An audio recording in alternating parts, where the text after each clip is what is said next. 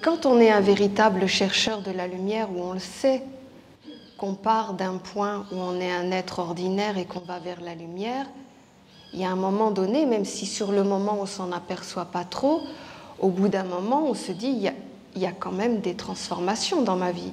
Il y a quand même, je ne respire pas de la même manière, mes pensées sont quand même différentes, mes relations sont quand même, ont changé, c'est pas aussi fluide, c'est pas aussi, j'allais dire amoureux, mais c'est pas le mot, mais dans l'amour.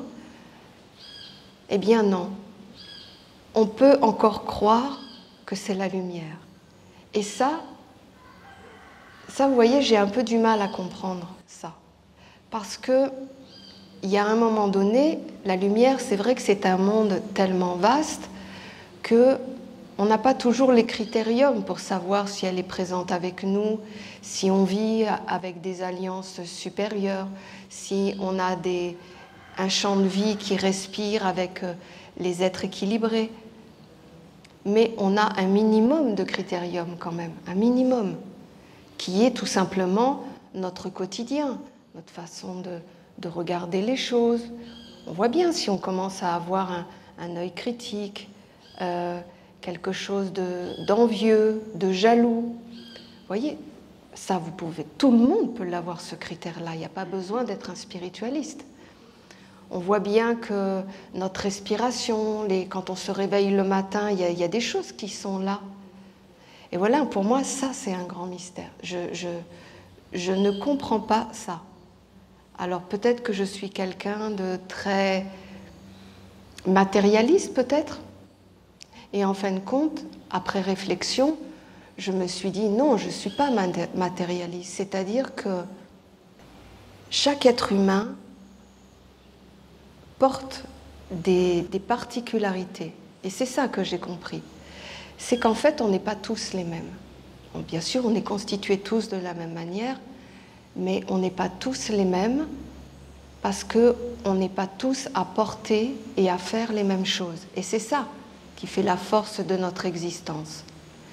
Là où ça a été l'erreur, c'est que dans le monde, on nous a mis des orientations, on nous a mis des Bill Gates, des présidents, des top modèles, et on nous a dit, c'est là, c'est ça que vous devez devenir, c'est ça le sommet de l'existence humaine.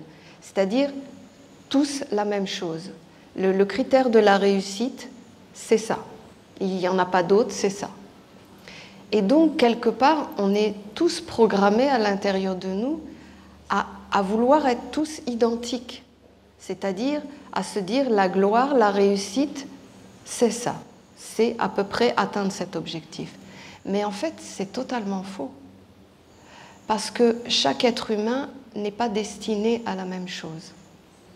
Chaque être humain n'a pas la même capacité à regarder le monde de la même manière. Parce que chacun a une respiration, a des organes qui sont orientés, polarisés si vous voulez, pour arriver à tel but. Et pour ça, eh bien, on ne regarde pas tous de la même manière, on n'entend pas tous de la même manière, on ne conçoit pas tous de la même manière, mais il y a quand même la base, c'est le corps qui te révèle ta respiration, tes yeux, tes pensées. Ça, c'est à la portée de tout le monde. Et tout le monde est capable de le comprendre. Après, dans la vie, on va vers la lumière parce qu'en fait, on sait inconsciemment qu'il y a bien sûr autre chose, mais c'est surtout qu'on veut savoir qu'est-ce qu'on est. Pourquoi ? Parce qu'en réalité, quand on regarde la création devant nos yeux, quand on regarde par exemple une plante, on voit qu'elle est une graine, qu'elle va pousser, qu'elle va devenir une fleur, et on connaît son aboutissement. Et quelque part, on se dit, alors c'est faux et c'est vrai ce que je dis, on se dit, c'est juste ça l'évolution d'un végétal. En vérité, dans son monde, c'est beaucoup plus que ça. Quand on regarde un animal et qu'on le voit vivre du début de sa vie jusqu'à la fin de sa vie, on regarde sa vie et on dit c'est juste ça, dans le sens qu'il n'y a pas de choses extraordinaires dans sa vie. Bien sûr, dans son monde, oui, je parle d'un point de vue d'humain. Okay. Quand on regarde un humain et qu'on regarde nos parents, nos grands-parents, ils sont nés, ils sont morts, et on a vu leur vie. Et on se dit, mais on ne peut pas être destiné qu'à ça. On ne peut pas être juste quelqu'un qui est un bébé et qui est un vieillard, qui bien sûr va vivre des expériences dans sa vie. La personne va être en quête de toujours être une meilleure personne ou pas. Il y en a, ils ne se posent pas la question. Mais au final, on se dit, mais c'est que ça. Et dans le fond, on a envie de plus. On sait qu'il y a autre chose. Quand on dit que, par exemple, il faut porter une vertu à l'intérieur de nous, on sent la vertu qui nous alimente, qui éclaire nos pensées, qui développe nos sentiments. Mais en fait, on a envie de connaître plus. C'est quoi son origine? C'est quoi son monde? Et c'est pour ça qu'on est poussé à aller vers la science des mystères, celle qui révèle ce qu'il y a derrière, ce qui est caché, ce qu'on n'a pas accès pour l'instant. On sait qu'on est des hommes et des femmes, on sait qu'on a un corps, qu'on a des centres de perception, qu'on a des organes internes, mais ce n'est pas satisfaisant, en tout cas pour nous. Pour les gens ordinaires dans le monde, il y en a, ils ne se posent pas la question, mais nous, on se la pose la question.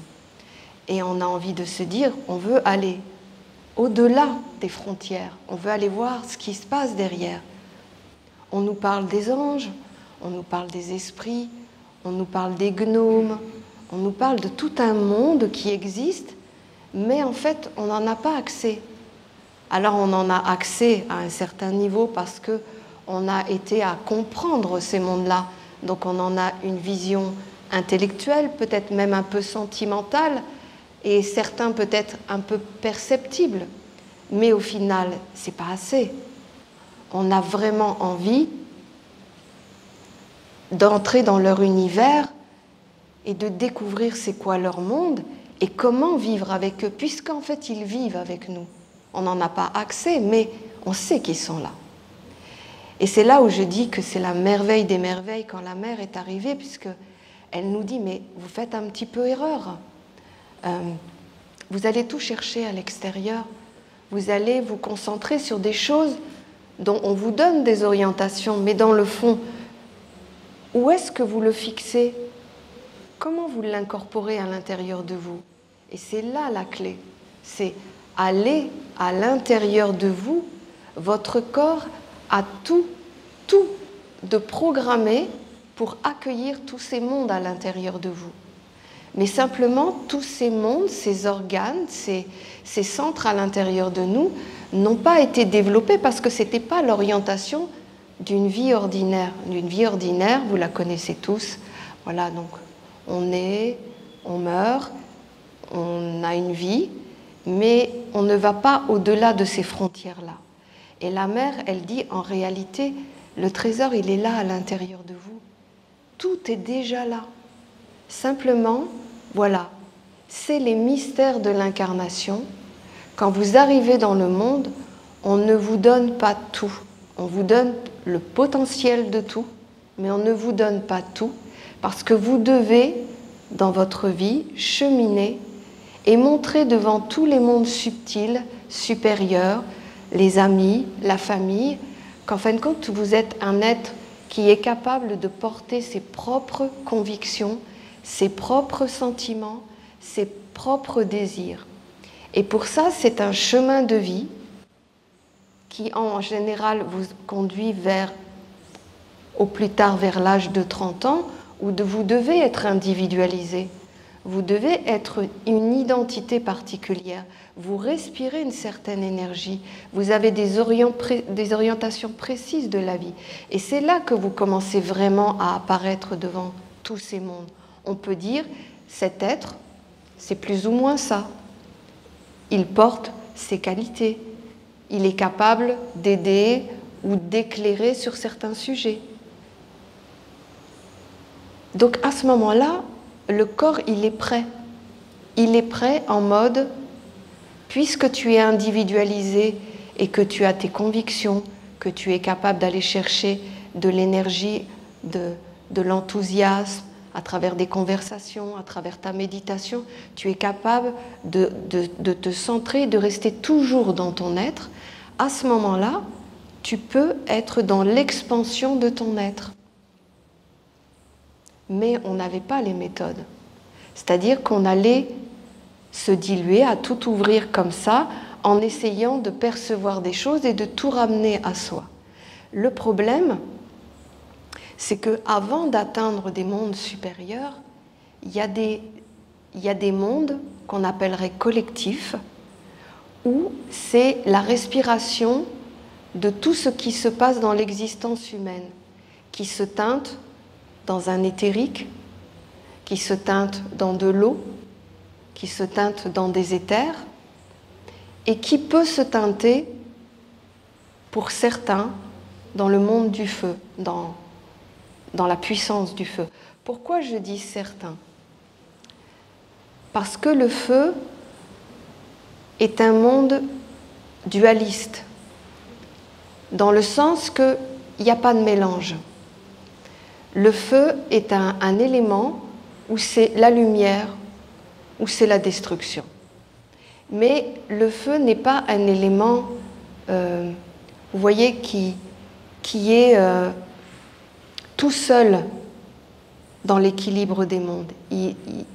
Le feu, il faut forcément qu'il y ait un pilier au milieu qui, lui, fait la balance. Alors que quand on rentre dans le monde de l'eau, par exemple, eh bien, c'est un grand mouvement. Il y a de tout. Il y a un courant froid, un courant chaud, un courant de belles pensées, un courant pas forcément de mauvaises pensées, mais on va dire de mauvaises pensées, c'est-à-dire de pensées de voies sans issue qui t'amènent à rien, qui, au contraire, t'affaiblit. Vous voyez, c'est un mélange de tout.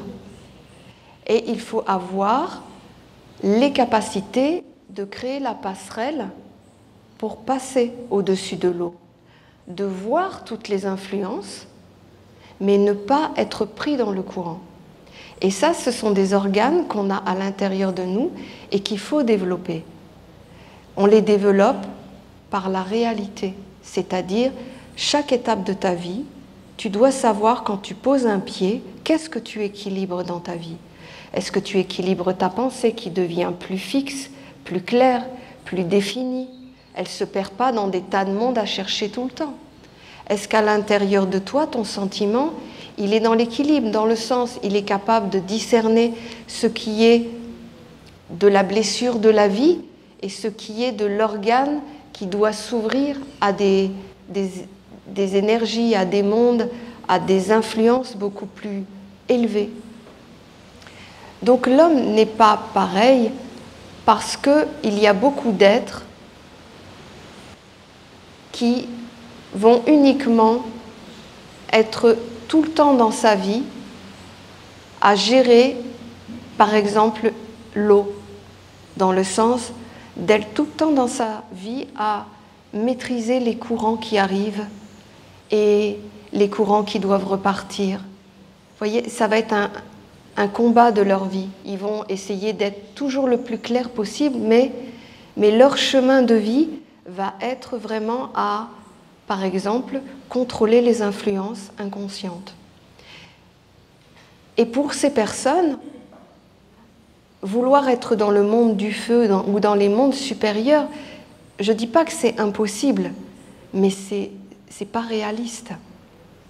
Et c'est ce qui fait la réalité de la vie. Il y en a d'autres, ils vont être dans leur vie au quotidien à toujours être dans la gestion de la maîtrise de la pensée, de contrôler ses pensées, de générer des pensées, d'être toujours à ne pas se perdre dans les mondes, à connaître la fixité de la vie. Vous voyez, il y a des êtres, toute leur vie, même si c'est des spiritualistes, même si c'est dans la nation essénienne, il y a des êtres, leur vie va être ce grand travail. Et donc ça veut dire que leur rôle est là. Ce n'est pas à être dans des mondes supérieurs, à devoir porter des charges, des missions. Après, quand tu entres dans le monde du feu, c'est une autre catégorie d'êtres. Ce sont des êtres qui vont être capables, par cette maîtrise de l'eau, de l'air, ils vont pouvoir, dans le feu, être une fixité, un fléau, le fléau de la balance. On appelle ça un pilier, tout simplement. Quelqu'un qui est capable de poser ses pieds sur le sol, et quoi qu'il arrive, il peut y avoir des courants d'eau, des influences, de l'eau froide, de l'eau chaude, des mauvaises pensées, des bonnes pensées. Ils vont les voir, mais ils ne vont pas bouger. Ils vont rester fixes. Ils vont être capables aussi d'être dans le monde de l'air et de voir toutes les influences, les pensées qui arrivent, celles qui t'affaiblissent, celles qui te détournent, celles qui te font perdre du temps à aller chercher des choses qui n'ont aucun intérêt. Ils vont rester fixes là-dessus. Ils vont le voir, mais ils vont rester fixes. Et ils vont être capables d'aller dans le monde du feu et voir là qu'il y a deux puissances magiques. Le feu de la destruction et le feu qui est la nourriture des mondes supérieurs. C'est quoi la nourriture des mondes supérieurs? C'est la dévotion à l'extrême, c'est l'extase, c'est ce qu'on peut générer, enflammer à l'intérieur de nous et donner une puissance comme une matière dans une dévotion, un enflammement intérieur, une extase intérieure. Ça ne s'explique pas, ça se vit de l'intérieur, mais vous l'avez tous vécu à un moment donné. Donc il y a des êtres, des Esséniens, des êtres qui cherchent la lumière, qui, eux, dans leur vie, vont sentir qu'en fait, ils doivent être toujours dans l'équilibre des mondes. Ils doivent toujours regarder ce qui va engendrer le bien et ce qui va conduire à la destruction. Et ils vont être capables, ça va être la mission de leur vie, ils vont être capables de toujours amener la vision juste de la vie.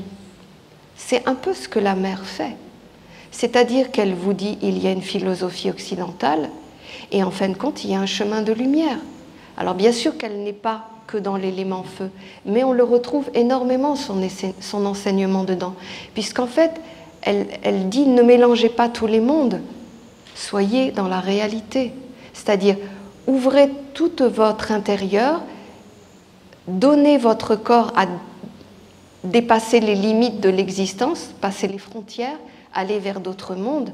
Ok, faites-le. Allez voir toute la beauté, respirez, sentez qu'il y a autre chose.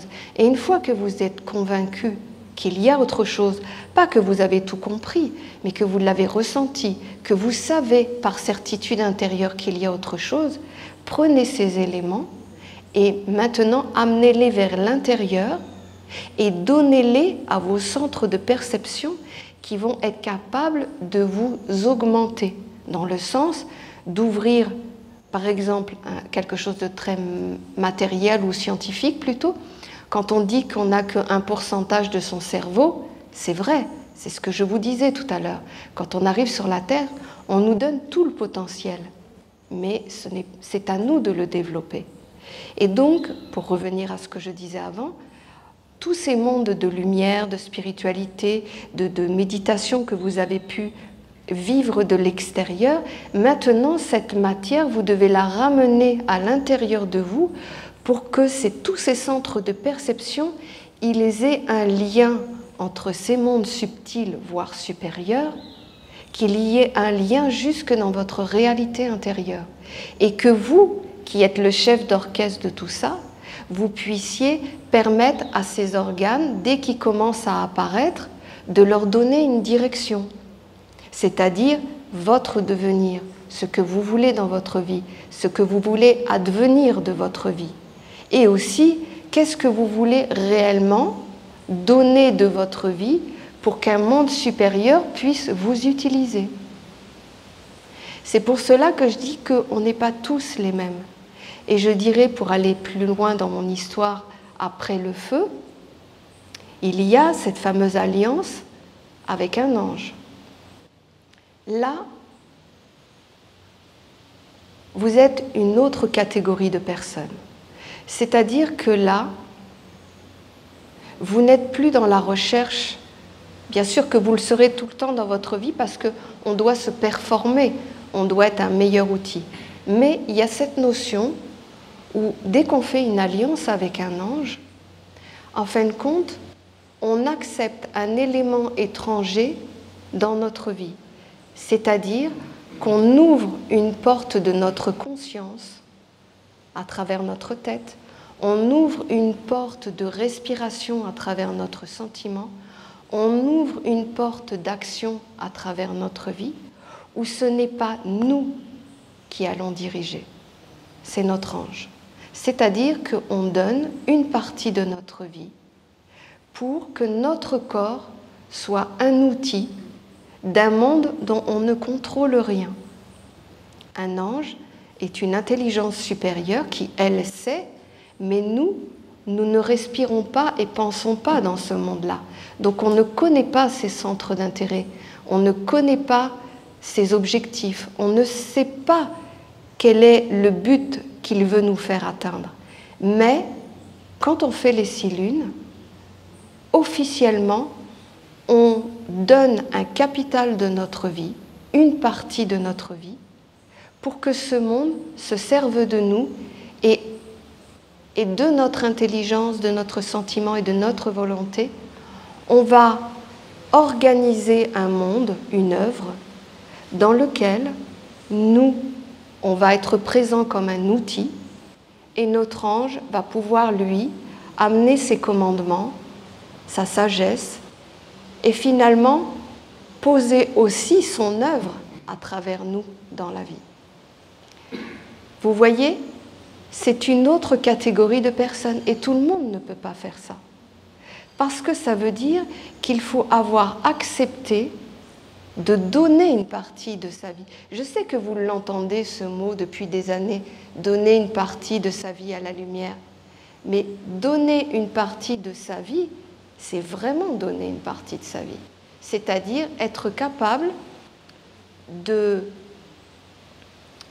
d'extraire de notre capital que l'on a, de l'extraire de nous, c'est-à-dire nos influences, nos pensées, nos sentiments, nos volontés.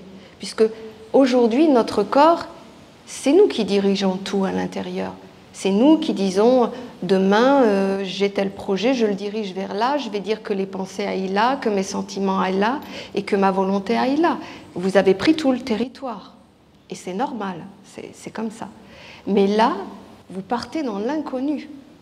Vous dites à votre corps que vous allez partager votre corps avec un monde inconnu, ce qui est l'antithèse du corps, puisque le corps lui-même est programmé, organisé et structuré pour contenir l'existence de l'incarnation, pour gérer tout un corps, pour contenir les pensées, pour mettre un mécanisme à l'intérieur de lui quand il y a des agressions extérieures, comme par exemple des virus, mais aussi une mauvaise pensée, puisque une mauvaise pensée, ça détruit. Il faut qu'il le rééquilibre, tout ça. Donc le corps, il est construit pour gérer l'intégralité du corps et il ne peut pas y avoir de fuite nulle part. Vous voyez, parce qu'il se met tout de suite en gardien pour protéger le corps. Donc là, vous faites quelque chose qui est antinaturel. Vous prenez une partie de votre corps et vous le donnez à un monde supérieur, ce qui est incroyable. Et il faut pouvoir le faire. Pour ça, il faut qu'il y ait une certaine maîtrise du corps, dont ceux qui font les 6 lunes comprennent.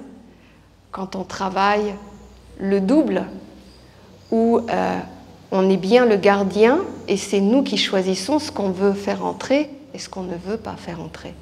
En fait, vous vous substituez au fonctionnement du corps. C'est-à-dire que vous partagez la mission.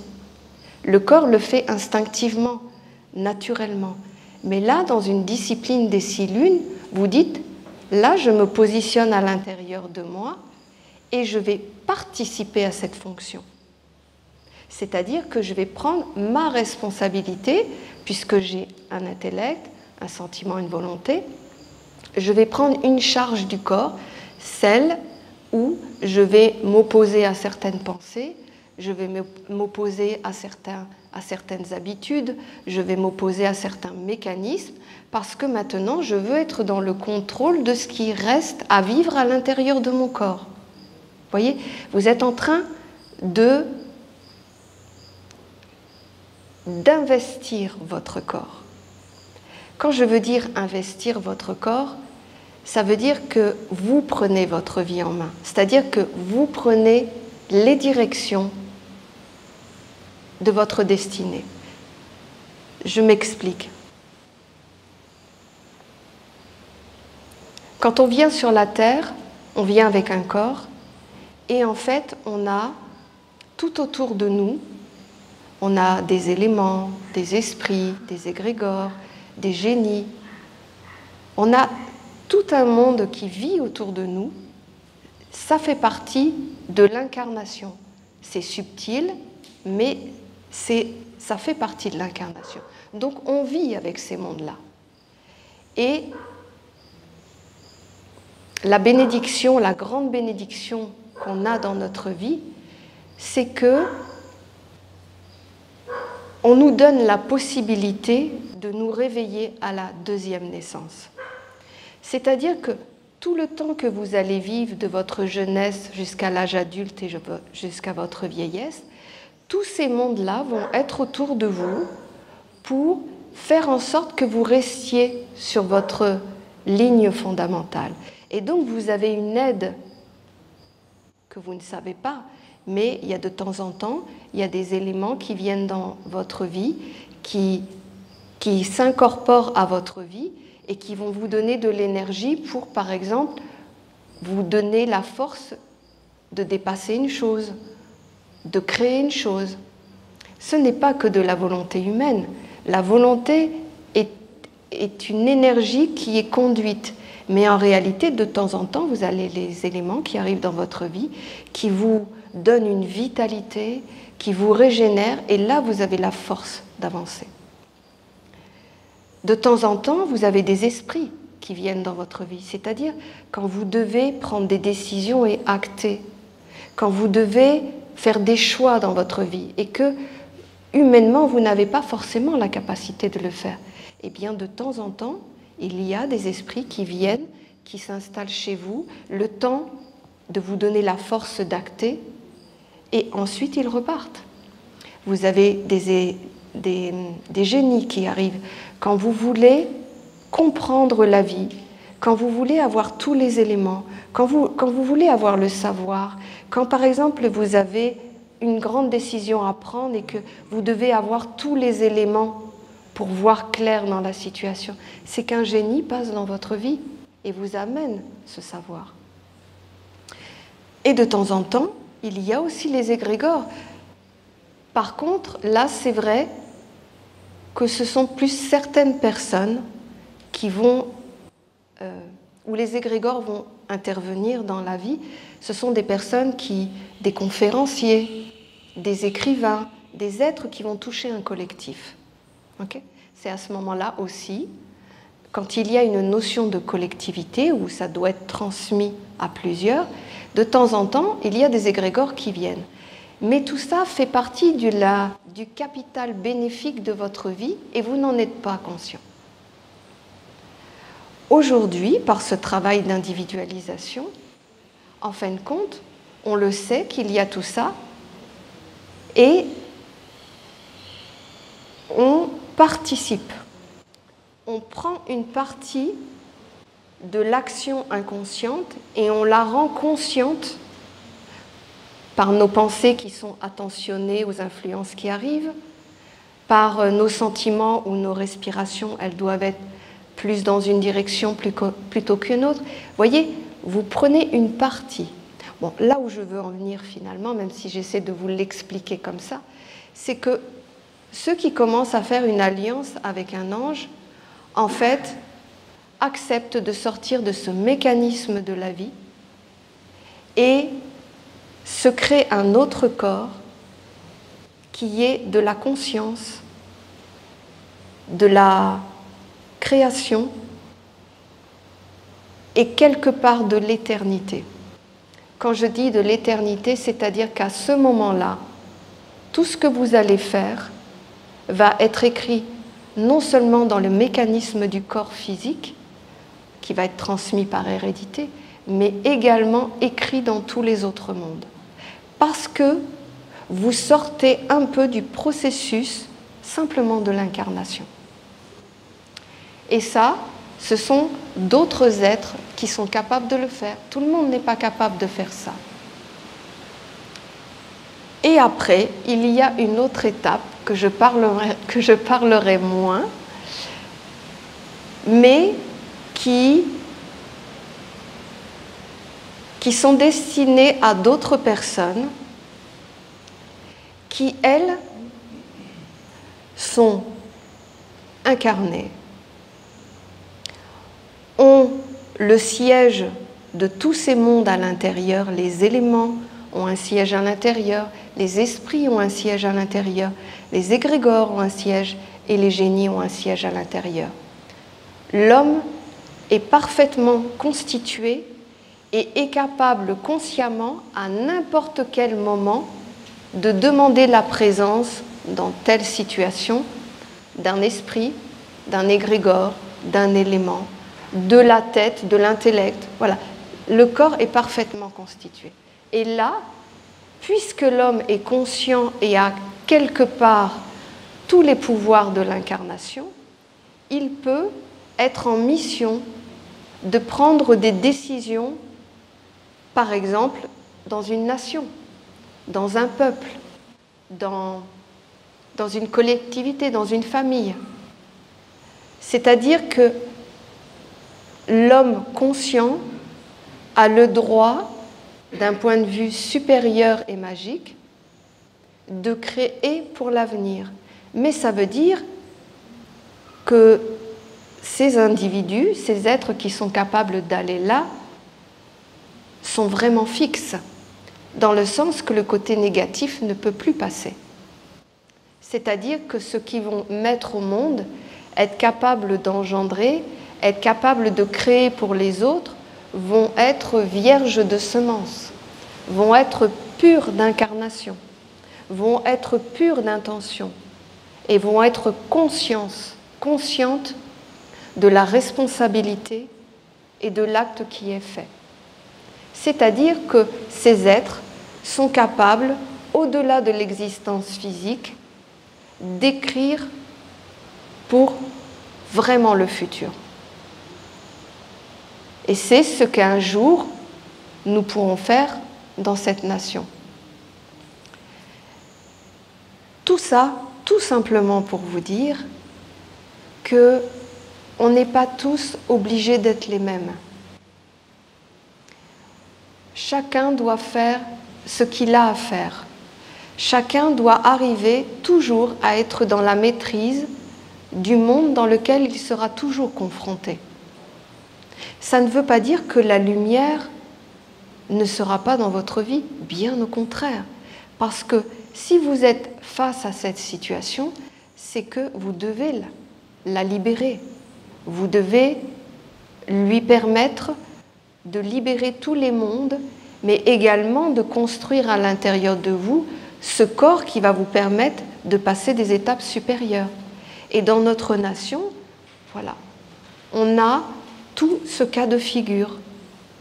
Alors bien sûr qu'on veut atteindre l'objectif final qui pourrait être de créer pour une nation au-delà du corps, mais ce n'est pas accessible à tout le monde.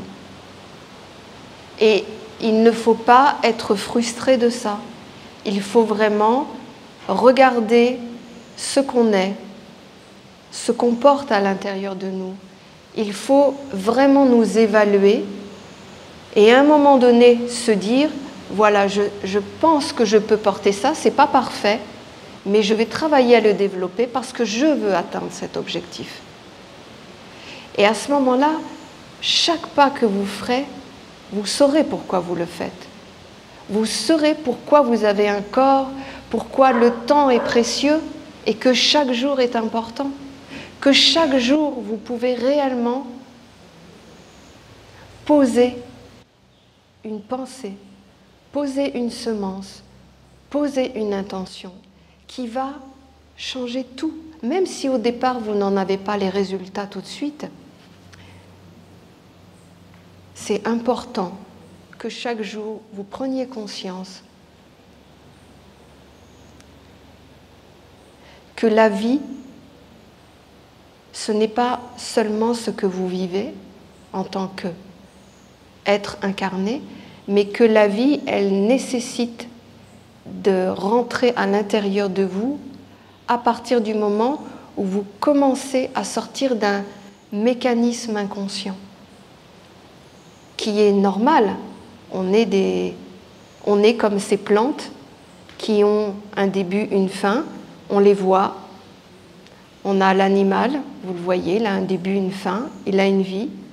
On a à peu près déterminé quel est le sens de sa vie, ce qu'il fait. L'humain, il est pareil. Si un ange regarde un humain, il y a quelque part la même image globale de l'humain. Donc, qu'est-ce que ça veut dire? Ça veut dire qu'en réalité, on n'est que des corps. Mais toute la différence, c'est qu'aujourd'hui, en tant qu'humain, et dans ce processus d'incarnation, on a cette chance de pouvoir décider pour notre vie. On a cette chance de dire oui et non. On a cette chance de dire ça je veux, ça je ne veux pas. On a cette chance aussi de dire je veux finir de telle manière. Ou en tout cas, pas finir, parce que bon, le finir, c'est finir. Après, c'est autre chose. Il y a tout ce laps de temps entre aujourd'hui et la fin. Et bon, entre aujourd'hui et la fin, ce que je souhaite de ma vie, c'est ça, ça, ça, ça. Et ça, il n'y a que nous qui l'avons. Et ça, on a la possibilité soit de prendre cette chance et de goûter ce que peut être la vie en dehors de ce mécanisme de l'humain, ou pas. Et ça, c'est chaque jour, parce que le temps nous est compté. On a, on va dire, 100 d'années à vivre sur la Terre. C'est très court, parce que souvent on s'éveille un peu tard. Et on a un gros travail de ménage à faire à l'intérieur de nous. Ça, c'est une réalité, et vous allez tous le confirmer, qu'on ne part pas vierge, on part pas où tout est à faire. On a d'abord un gros ménage à faire, et après, finalement, quand c'est à peu près propre, qu'on y voit un petit peu plus clair à l'intérieur, qu'on se dit, bon, bah là, on peut faire telle chose, là, telle chose, là, telle chose, là, on se met en mouvement. Mais cette étape, elle n'est pas simple. Elle est particulièrement difficile, même si, dans le fond, elle n'est pas si difficile que ça. C'est juste faire le ménage à l'intérieur de nous. Mais il y en a, ils veulent garder les bibelots, on va dire. Ils veulent garder les petits souvenirs du passé, les petites sensations, voilà, et ils veulent garder les anciens bibelots. Mais des fois, faut apprendre à passer à autre chose, quoi. C'est ça. Mais je vois le sourire sur tout le monde parce que je sais que mes mots, c'est pas que des mots, c'est plein d'images, plein de sensations, plein de vécu. Et je pense qu'ils comprendront exactement ce que je veux dire. Voilà, c'était vraiment l'idée que on n'est pas tous les mêmes. Apprenez à l'incorporer, cette idée. Apprenez à être bienveillant avec vous. Soyez pas si difficile, soyez pas à vouloir des choses qui au final, ne peuvent pas être accessibles et qui vont vous faire souffrir toute votre vie parce que vous n'y arriverez pas. Il faut juste vraiment apprendre à se connaître un peu et essayer d'être dans l'exploitation un petit peu de son potentiel pour voir et après prendre des décisions pour l'avenir et se dire voilà, moi ce que je vois là par exemple, telle fonction, telle responsabilité, je le veux, je vois que j'ai le potentiel et je vais travailler pour ça. Mais avant de prendre des grandes décisions dans sa vie, par exemple de vouloir enfanter ou de mettre au monde pour une nation ou pour du collectif, il faut quand même être sacrément conscient de ce qu'on est. Il faut être dans la connaissance de ce que l'on fait. Et je pense qu'il y a tout un parcours à faire. En réalité, ce n'est pas si compliqué que ça. Et c'est étonnant ce que je vais vous dire. Je parlais à une personne il y a pas très longtemps. Bon.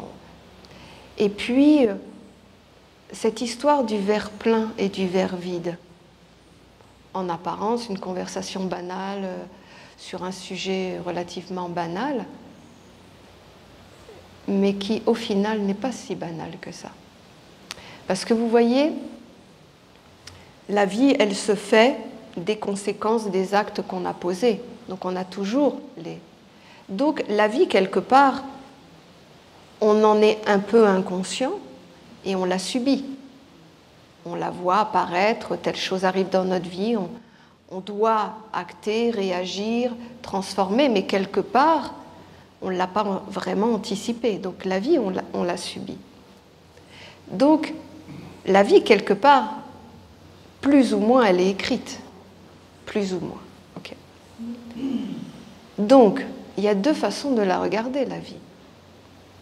Ou tout va mal, ou vous êtes des gros nuls, que vous ne savez rien faire, que vous êtes incapable, que vous portez que des trucs négatifs. Ou alors, vous dites, j'ai ce potentiel et je vais le faire grandir. Ou alors, si ces choses arrivent dans ma vie, c'est que je dois comprendre ce qui se passe. Vous voyez, il y a une façon de regarder la vie. Et en fait, cette parole du verre plein et du verre vide est vraiment la qualité de vie que l'on a à long terme. Et du coup, moi qui étais plutôt du tendance à regarder le verre vide, je me suis dit, j'arrête, je veux regarder le verre plein. Parce que je vois que les événements de la vie, ils sont neutres, ils sont. Et c'est comment tu les abordes qui fait toute la différence. Parce que quand tu les abordes avec un verre plein, c'est-à-dire tu vois tout le potentiel et tu vois même la réussite avant même la réussite. Il ne faut pas être niais, il ne faut pas tout avaler, il ne faut pas tout croire. Non, on reste toujours dans une objectivité. Mais c'est une façon d'aborder les choses. Une façon de vivre la vie. C'est tellement à la disposition de chacun de se dire « tout va mal, j'y arriverai pas » ou alors « tout est quand même sympa », je ne dis pas que tout va bien, je ne l'ai pas dit, « tout est quand même sympa, il y a un sacré potentiel et en fin de compte, je peux... il suffit que je me bouge un petit peu et puis tout peut se poser, s'éclairer. Et en fin de compte, le goût de la vie est totalement différent. La façon de regarder les choses sont totalement différentes.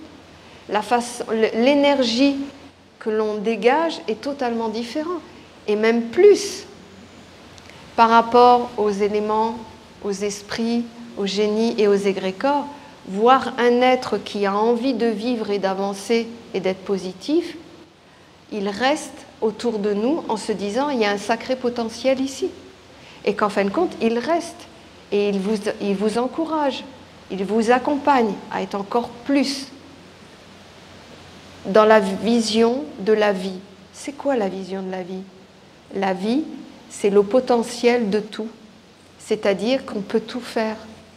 Tout peut être grand, tout peut être en expansion, tout peut se réaliser. Donc, je vous invite à entrer dans la vie avec ce côté pas nier, à tout croire et à tout accepter et à tout avaler et à tout prendre en disant tout est beau, tout est gentil, tout est merveilleux. Non, ça va vous conduire à une voie sans issue. Mais par contre, restez ce que vous êtes mais changez votre regard et essayez de dire « il me reste 20 ans, 30 ans, 50 ans à vivre. Moi, je ne veux pas la vivre avec tout ce côté au monde où c'est la folie, c'est la peur, c'est la crainte, c'est tu peux pas. » C'est pas vrai tout ça. C'est pas vrai. D'ailleurs, s'il y en a qui ont réussi à faire de grandes choses, c'est juste quoi? C'est qu'ils se sont alignés avec un potentiel à l'intérieur d'eux et ils ont tout fait pour le faire. C'est à la portée de tout le monde. Là où, si vous ne le faites pas, c'est que vous êtes trop dans les influences à l'extérieur qui vous fait compte dans le doute. Et si le moindre doute est là, c'est compliqué. Parce que là, il y a discussion, remise en question. On revoit les choses. Est-ce que c'est bien? Est-ce que je ne vais pas perdre ça? Est-ce que c'est vraiment mon choix? Non, vous ne posez pas tant ces questions-là. À partir du moment où ça paraît sensé, et c'est ce que vous voulez faire, faites-le. Et au pire, vous vous trompez, et ce n'est pas plus grave que ça. Vous changez ce qui n'était pas bien et vous continuez. Mais vous avez tous un potentiel à l'intérieur de vous, et moi, j'ai envie de vous donner l'énergie, le goût de vous dire « je veux, à partir d'aujourd'hui jusqu'à ma mort, être vivant de la vie que j'ai envie de vivre. » Et étant comme ça, le monde des vertus vont s'incarner à l'intérieur de vous parce qu'il y aura tout le potentiel. Pourquoi les vertus ne s'incarnent pas à l'intérieur de nous? Parce qu'à l'intérieur de nous, nous avons des mondes qui sont enfermés. La colère, la jalousie, le mécontentement, le grognement intérieur. Tout ça, ce sont juste des mondes qui sont emprisonnés à l'intérieur de nous. Ils ont juste envie d'être libérés. Les vertus ne peuvent pas habiter à l'intérieur de nous parce qu'elles n'ont pas de quoi vivre, elles n'ont pas de quoi respirer, elles n'ont pas de quoi s'installer. Donc, le côté négatif, est-ce que ce n'est pas tout simplement de continuer à laisser un monde enfermé à l'intérieur de nous en étant dans le verre vide? Si on décide que, par exemple, on est quelqu'un de jalousie, bien sûr, c'est quelque chose qui fait mal. Ça fait mal de porter, par exemple, une telle faiblesse. Mais quand je dis la jalousie, c'est pareil pour autre chose. Ça peut être le mensonge, ça peut être... Quand on vit une telle chose, on voit bien que c'est un monde qui crie à l'intérieur et qui fait mal. Et qui finalement nous fait mal à nous, dans nos pensées, pour nous montrer, mais réveille-toi, il faut que tu ouvres la porte et que tu libères tout ça.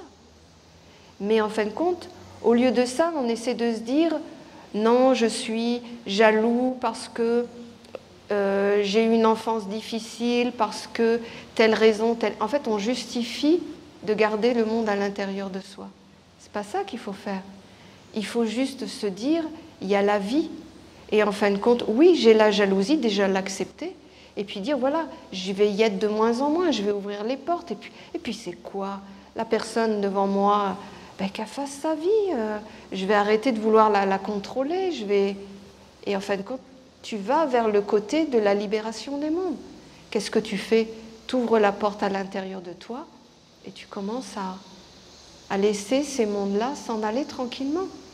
Le contrôle et la justification permet de garder ces mondes à l'intérieur de nous. Ouvrir les portes, se donner la possibilité de se créer un chemin qu'on a envie de vivre en mettant des images oniriques de ce que vous voulez devenir, des choses que vous voulez voir apparaître, des sentiments dans lesquels vous allez respirer. Si vous commencez à projeter ce genre de choses, vous ouvrez les portes à ces mondes-là.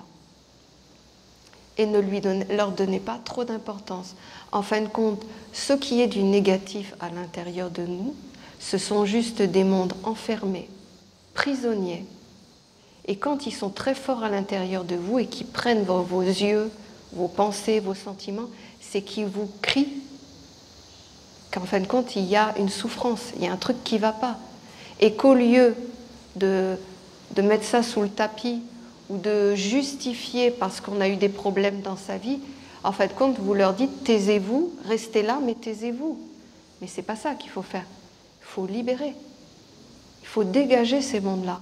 Et pour ça, il faut se permettre de mettre en avant toutes ces qualités, de leur donner la nourriture, de ne pas être utopiste, de croire qu'on peut faire énormément de choses alors qu'en réalité, il faut juste déjà faire un bon point dans sa vie.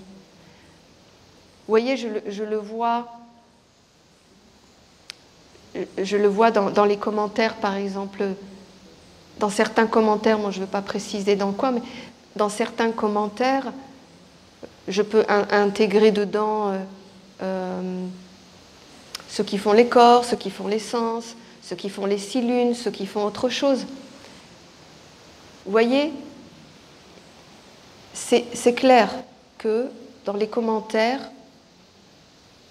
il y a une quête de plus, mais il n'y a pas de digestion de ce qu'on a. Il y a toujours la quête de passer à l'étape supérieure vite, et que tout ce qui est compliqué, tout ce qui est difficile, c'est comme si on ne voulait plus le voir. Je le comprends, à vivre, c'est vrai, mais en réalité, ça ne se passe pas comme ça dans la vie.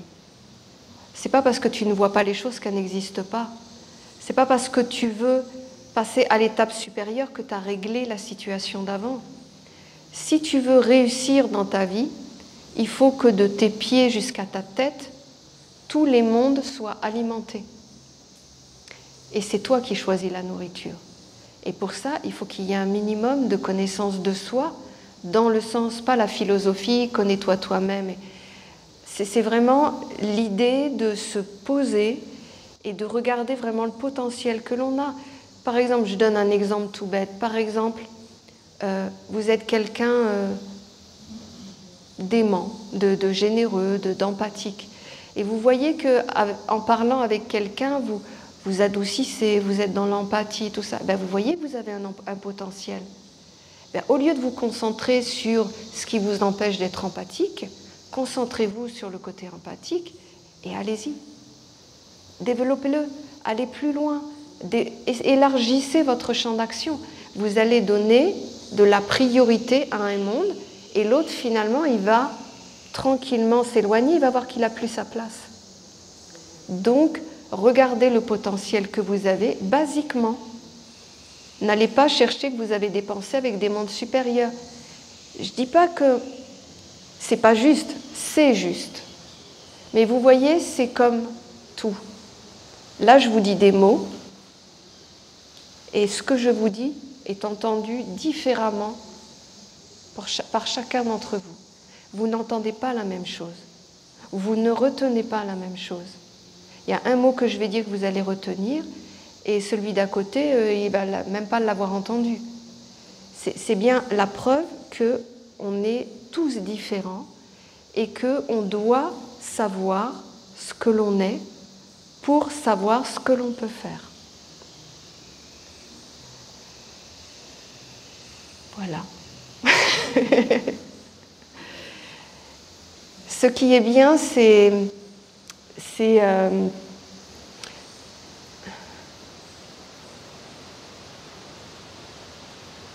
d'arriver à se repositionner dans une des premières paroles que la mère a dit, c'est « venez comme des enfants ». Et « venez comme des enfants », c'est vraiment « mets pas de protocole, ne mets pas de vêtements, ne dis pas les belles paroles pour montrer que tu sais bien parler », c'est « viens tout nu, sois juste toi, justement, lâche-toi à ce moment-là. Pose tout, t'as besoin de rien. J'ai juste besoin de te voir toi là, comment tu respires, comment tu t'émerveilles, toutes les qualités qu'il y a à l'intérieur de toi. Et pose tout, t'as besoin de rien pour venir me voir. Viens tout nu, sans rien. Et vous voyez, c'est ça qu'il faut arriver à faire. À intérieurement, essayer à un moment donné de se mettre tout nu, d'enlever tous nos vêtements, d'enlever toutes nos façons de penser, tout ce qu'on a envie dans la vie, tous nos centres d'intérêt qui sont là en ce moment. Laissez tout ça, permettez-vous de fondre dans la terre, de vous donner à la terre, de vous mettre tout nu. Voyez, essayez, et puis essayez juste de vous regarder avec des yeux où en fin de compte vous voulez juste vous connaître, sans avoir vos concepts de ce que vous êtes. Et puis regardez le potentiel, regardez les scènes dans votre vie, là où vous êtes bon, là par exemple quand vous regardez quelqu'un et que c'est l'amour qui passe, ben, développez-le. Il y en a d'autres, ça va être à travers la parole, il y en a d'autres, quand ils vont être en situation particulière, il y a leur cœur qui vont s'ouvrir, il y a la clarté qui va arriver, il y en a d'autres, ils vont avoir des compréhensions merveilleuses qu'ils peuvent partager. Exploitez tous vos terrains potentiels jusqu'à connaître jusqu'où vous pouvez aller. Mais surtout, ne soyez pas blasés de la vie. Et à la fois, n'allez pas trop vite dans des choses que vous voulez atteindre si la base n'est pas clean, claire, que vous ne la connaissez pas, que vous ne connaissez pas ce qui habite à l'intérieur de vous. Voilà. Donc c'est vrai que dans les paroles que je prononce avec vous, j'ai tendance à toujours ramener dans le côté réel. Mais, comme je vous disais au départ, je veux être un porte-parole de la mère. Et la mère a dit son mantra de base, je vous conduirai dans le réel. Donc, moi aussi, je vous conduirai dans le réel, dans le sens, ce n'est peut-être pas le réel, ce que je dis, mais en tout cas, j'essaie de vous donner des éléments pour que vous alliez vers le réel. Mais le réel, ce sera vous qui allez le vivre, vous-même. Mais c'est vrai que je vais toujours orienter vers ça et que je laisserai les enseignants de la nation, les prêtres, développer le côté des grandes lois, des mondes supérieurs, de tout ce qui fait que la nation essénienne existe et qu'elle est structurée.